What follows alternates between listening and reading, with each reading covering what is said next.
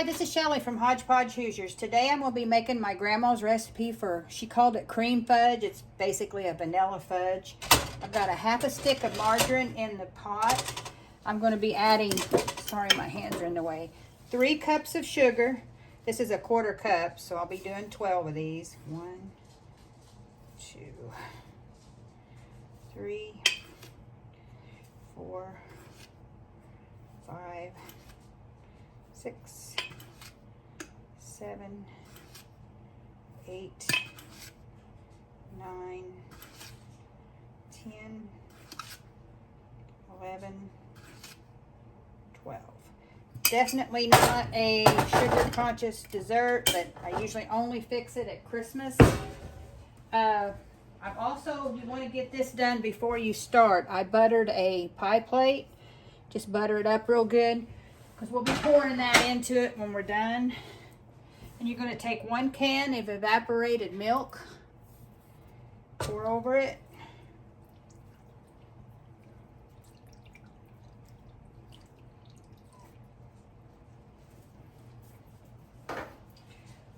Vanilla, she always just put a splash, which is what I'll do. There, ought to be enough. And she always puts some salt. She puts a pinch. I'm going to do like a half a teaspoon. Just a little bit more there. Okay, and we're going to get this going on medium heat. Now, one thing is that I was not brought up to use a candy thermometer learning how to make this. Mom would have a little dish with ice water setting off to the side.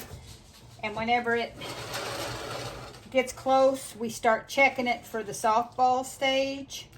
And then we would take it out. And then we whipped it after we took it out so it wouldn't be grainy. So I was the one, usually her stirrer when I was little. Whoever stirred it usually got to lick the pan whenever she scraped it out, which she scraped it pretty good. So you didn't get much, but it was still worth it. She also made a beautiful chocolate fudge. To me, it was always a little more harder to make the chocolate fudge, but the process was still the same.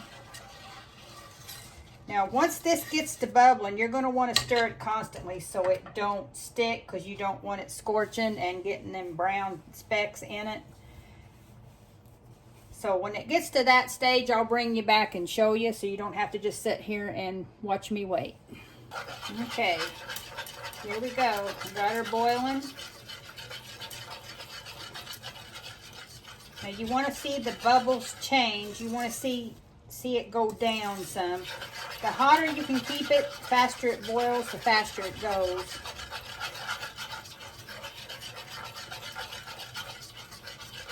Right now the bubbles are really small. It just got to boiling. We're probably going to be a couple minutes in before you'll really see them bubbles change. I got this little gadget here. I think I got it at a vendor show. I think it's Rada, but it's really handy for this kind of stuff. Gets all the way in the edges.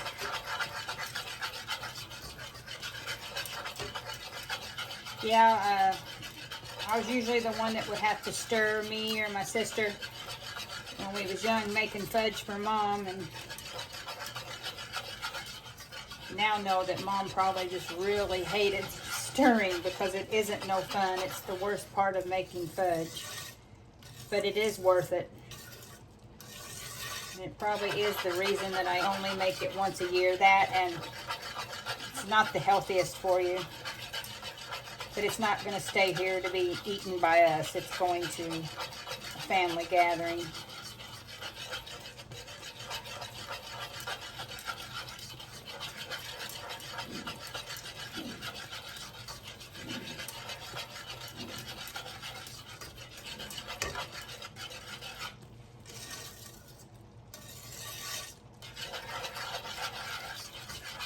Now, even after it does get done to the consistency we want, when I take it off of the heat, Mom always had us, because we was little and could sit, she'd have a fan sitting in the floor.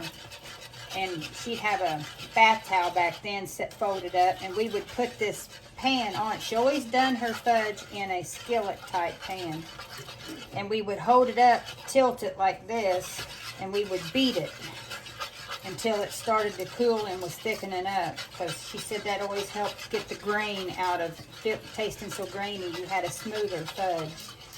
And I've tried it before, not had time to actually beat it and just have to pour it into the pan. It sets up, but it is a lot grittier.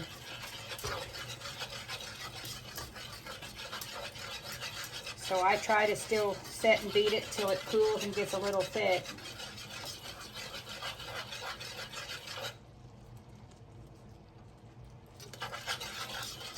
You do have to keep stirring, because if you don't, it starts to raise. Which I don't have the heat on as high as Mom would always have us have it on.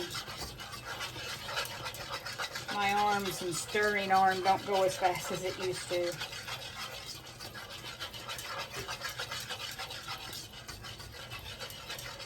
Bubbles are starting to change a little.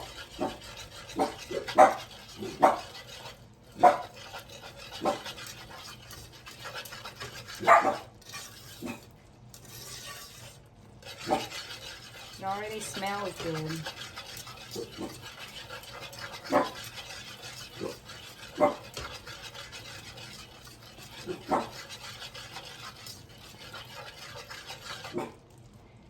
Mom didn't measure everything, so I had to kind of watch her when she made it, and I just quickly jotted down. I think I put the recipe up already. What she put in, she kind of measured for that batch for me.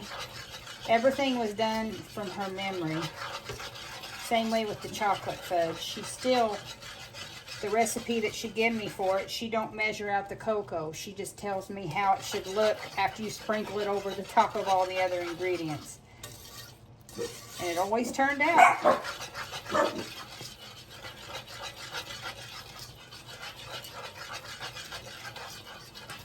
Yeah, it's changing a little bit now. I think it's still, bubbles are still too small for me to even test it. When you do put it in the cold water, what you want it to do when it cools is to kind of ball when you mess with it with your fingers. Kind of gives you a preview of what it'll be like whenever it sets up.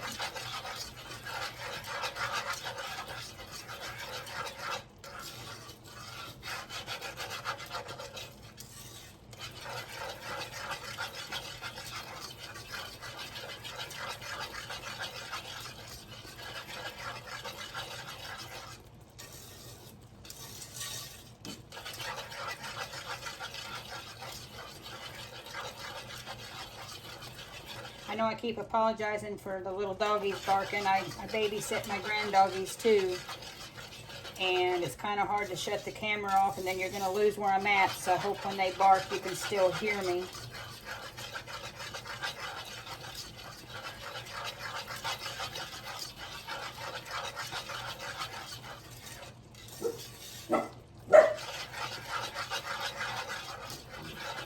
It's funny, they can be solid quiet, and I turn the camera on, they want to bark at everything, like they know.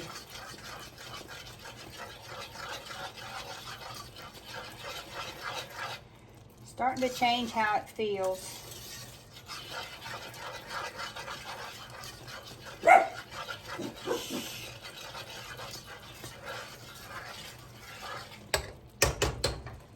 see what it looks like.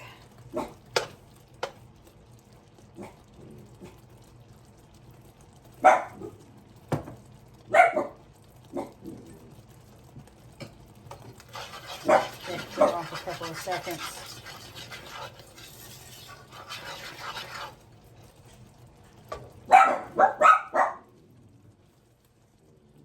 It's just a little squishy yet. It's getting there. It actually won't be too much longer.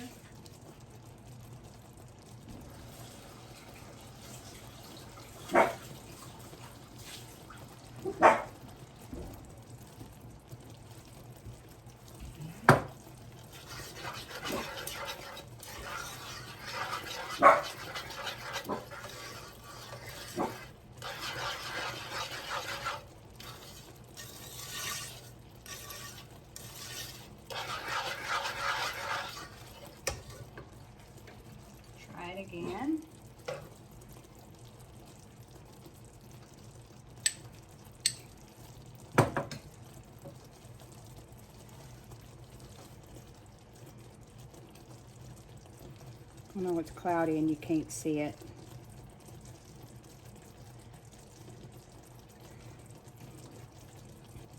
It's actually very, very close.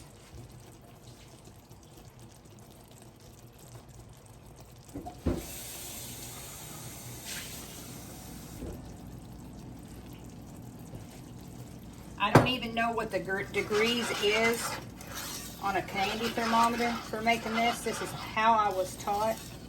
Mom never had a candy thermometer. Neither did Grandma. I'm thinking this is done. As you can see how it's drying on the spoon.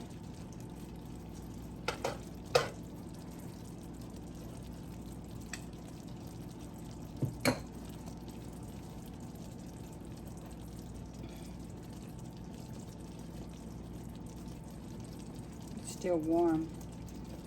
So yeah, it's done. We got to get it off of here, and I'm going to put this over on the pot holder, and I'll turn you around. So this is how Mom would do it. She would tilt it, and she would constantly do this, and she would hold it up so air could get underneath the pan and cool it off faster.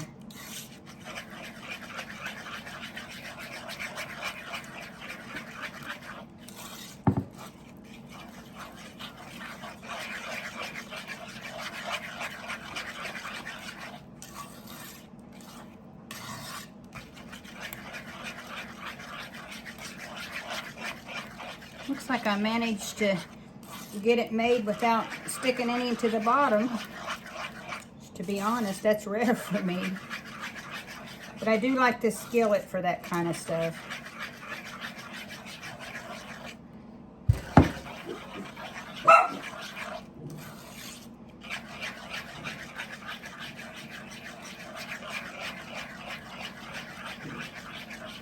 You want to be able to feel it getting thicker.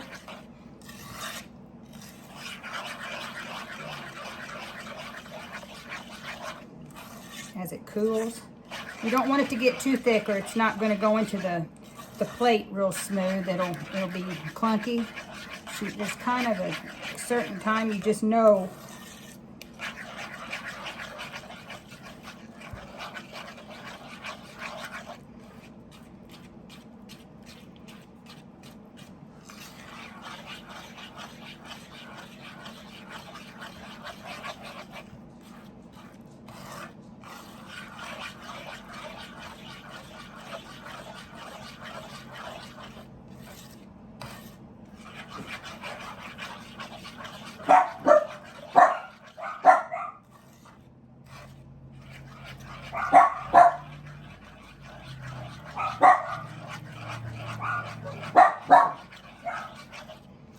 I can feel it getting thicker.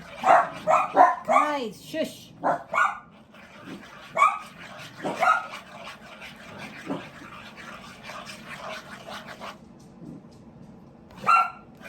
See how shiny it is? It'll get a little duller as it cools.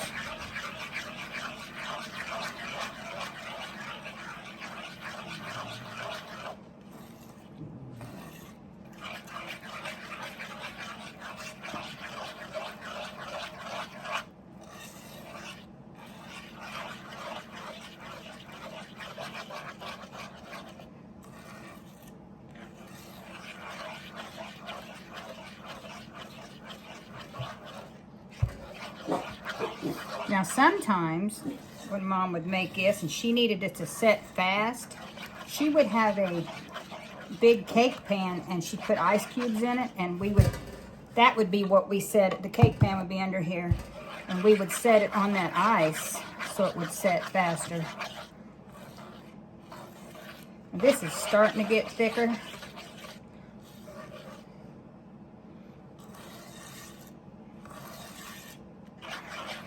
I want it to be able to pour real pretty into the pan.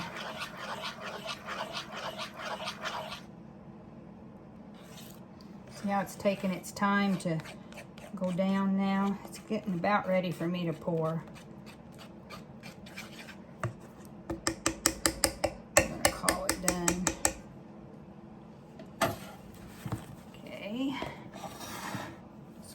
hot, so I'm going to put that underneath it.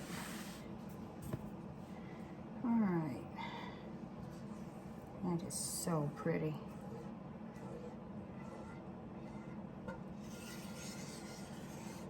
This is how Mom would clean it. So when she told us we could lick the pan, there was 3 of us kids.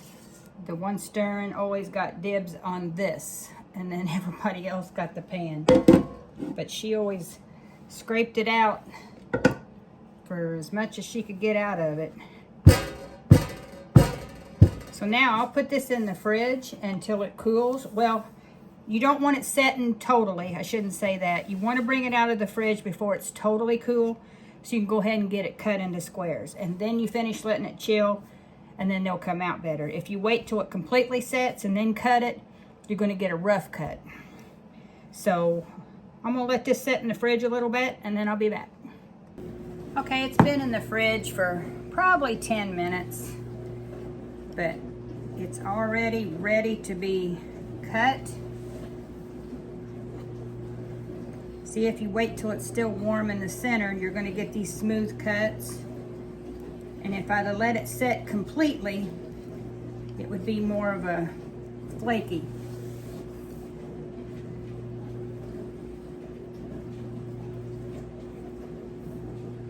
And I don't cut straight, so.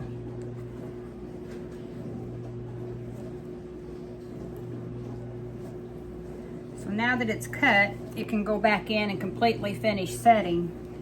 And then we'll take it out and put it into a container for the weekend. Now I'm gonna go ahead and make a batch of chocolate fudge. I won't bring you through all of it. It's got the same amount of sugar, 3 cups. It said 1.5 teaspoons, according to my mom, of vanilla, 1/2 stick of butter, and instead of using a can of evaporated milk, you use 1.5 cups of milk. Now here is where she always guessed. She would take a regular tablespoon and she'd go like this. Now it equals up to me to think that it's about 3 tablespoons. She said you want to cover the top good. So I'm going to go with heavy 3 tablespoons of chocolate. And I use Hershey's Cocoa. She never would get a generic. It had to be this brand. So this is going to get made the same way as I just did the cream fudge. And then we'll get that going and put into a pan, and I'll show you what it looks like when it gets done. Seems when this cooks, I don't know if it's the chocolate or the milk changed in it, that it comes to the top a lot faster. And I've got it on the same temp as I had the cream fudge. You just got to stay on it. The faster it can cook, the faster it's going to get done, but also the faster it can scorch. You got to stay on it. Don't leave it. Believe me, I've done that. And that is an expensive mistake because of the ingredients. If you have to run it and start over, I've learned that you just got to stay completely right next to it and babysit it. You ain't here that long. I know when I was a kid I used to think I was here forever, but it doesn't take that long. And another thing, Mom never sifted her cocoa. She said that it would all cook out when you're doing this. And I had a few lumps in it, but it does. It all just cooks out. So she never would take time to sift it. So in case somebody was wondering, that's why I didn't. It does, it just gets extremely smooth. It cooks out.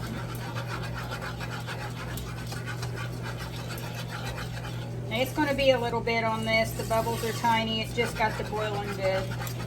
So I'll bring you back when it's about done. It's starting to cook down. I think it's still got a little ways to go. I'll probably just skip through all this stirring process since you've seen me do it with the first batch with the cream fudge, and show you what it looks like when I pour it into the pie pan. It's exactly the same way, only you're dealing with chocolate over the cream fudge. Anyway, we'll be set on candy now. for this weekend. And I gotta make sure it gets eaten so I don't bring any back home, because I cannot have this in the house. I can make myself sick on this stuff. And since me and my husband this year has went totally to the clean eating, the holidays has really been messing my stomach up, because I've been dabbling in with the sweets and stuff that we haven't been eating all year. But you have to cheat. Life's too boring if you don't. And as long as we get right back on that clean eating wagon afterwards, it don't hurt to take a bite here and there. I just cannot bring it home with me because I have no willpower. Just took it off of the burner. Now I start the stirring process. It's exactly the same as before. I took a lick of the teaspoon a while ago from my testing. Boy, it brought back memories. Took me right back to Mom's kitchen. Kind of bittersweet for that. She's been gone 20 years this year. Still seems like yesterday we'd be getting ready to go down to her house for the holidays. So I try to keep her memory alive and what she taught me on cooking. She gave me her big Tupperware bowl.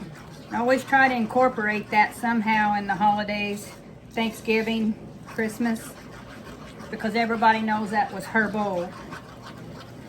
Or like this year, it's going to be her fudge. Everybody will see that fudge and there's Mom's fudge. So if you still got your mom, give her a big hug. Same way with your dad. My dad's going to be gone 10 years this year. Anyway, I'm going to get this done and get it put in that pie plate and chilled, and then I'm going to see how the cream fudge looks now.